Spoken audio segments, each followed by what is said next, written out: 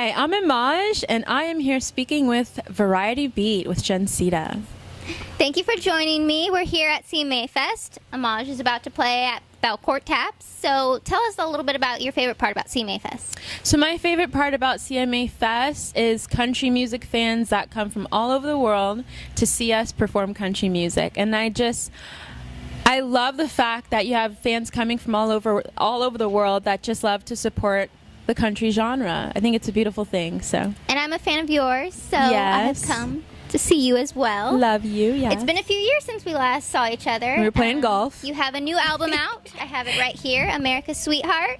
So tell me a little bit about the album process. So the album process is, well, first you write the song, of course, right? Yep.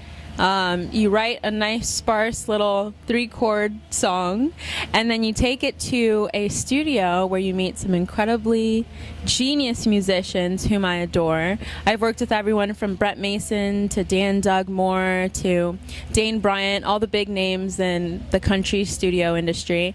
And my favorite part is taking a song that's very simple and kind of very sweet, and once the musicians get a hold of it, they just create something that's beautiful and full-bodied, and it's kind of like they make it open and bloom like a flower. And one So of that's those my songs favorite. is called Colorblind, and your video for it has over 3 million views on Facebook, which has Yes. been incredible. It has an incredible message, so why don't you just talk a little bit about that? So I love that people are responding from all over the world to this song, which is great because it features everyone, every ethnicity from the human race. Because at the end of the day, we are one race, and that's the human race. But one of the things about Colorblind is I basically took a word that can sometimes be insulting to other people. Colorblind, you don't see my color, you know. And I gave it a millennial's perspective, and that we do see color and culture, but we see it as a beautiful thing. We don't see it as a barrier between human beings. Now, what we do see is we see beyond the stereotype, and that's where the colorblind comes in. It's seeing beyond the stereotype to see each other for who we actually are. And people have really been responding to that, and you played Yeah. every ethnicity in that video, over 10 characters, so... Yeah, including aliens at the end. And that was quite a Watch till process. the end, you'll see the alien. That was quite a process of you having to put on all the makeup for that, so what was that like? So the process was very painstaking, and I went into it not realizing I was actually going to be in pain, you know? But it's like they say artists have pain for their process or something like that.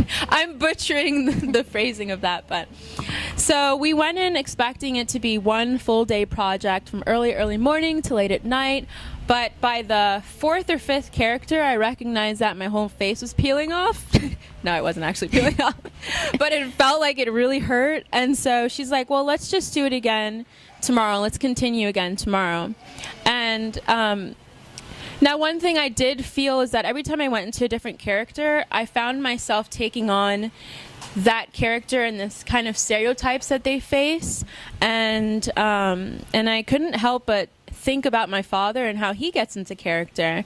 And I noticed it's like it's like putting on somebody else's shoes, walking in someone else's moccasins. You actually feel what they're feeling, and I'm just really happy that the response has been so incredible from fans all over the world. So. Yeah, I think that's what really people have been responding to, and they're able to see that, and you portray each ethnicity very well, so... Thank you. Thank you for doing that and helping others feel like they belong and they're not singled out or anything like that. Absolutely.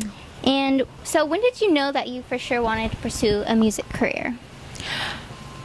Country music kind of flowed into my life, kind of like the wind. No.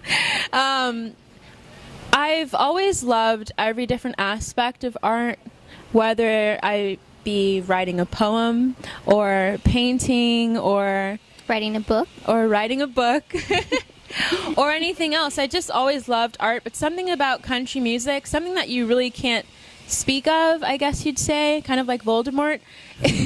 You just kind of, it's something that I was just very attracted to. My heart was attracted to it. Very organic. And my favorite thing is legendary country.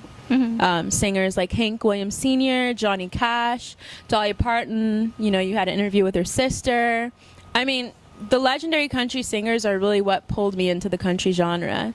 And I think that's sort of missing nowadays. People are starting to complain about other artists not really being true country artists. So you really stick to that kind of sound and that encompasses of all of country music. So I think, you know, listeners will really appreciate what you have to offer. So definitely check out her album. Wonderful. And what else do you have planned for this summer? So we have a little secret going on. I can't talk about it right now, but the surprise will be coming soon. We'll break it to you. And we'll yes, that's how it's gonna go. And but I can say that I will be touring and promoting a new single very soon. Yay! So. And it will probably lead you out, you know, maybe my way in California. Right. So Love hopefully Cali. we'll be able to see each other again. Of course. And do you have any other videos planned coming up? Yes, I do.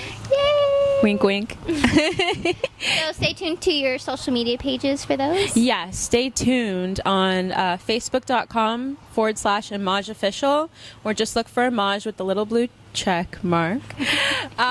Twitter @LoveImaj, and Instagram @Imaj, IMAJ. And you've been doing a lot of really cool things the last few years. What do you think are some of the coolest things you've been able to do with your music? One of my favorite things was the Colorblind music video. So I think one of the coolest things that I'm able to do with my music is touch the hearts of so many people. I noticed that a lot of people, okay, so being on the radio tour, I'm really hot. So being on the radio tour, taught me that people actually listen to lyrics.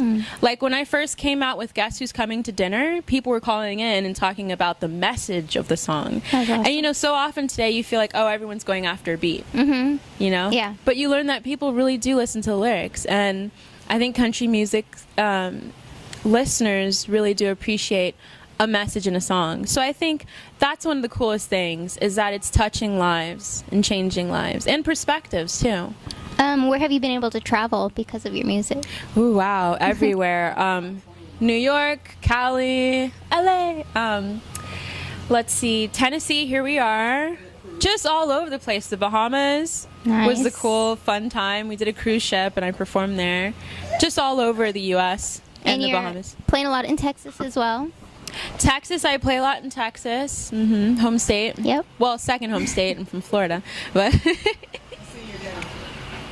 Florida!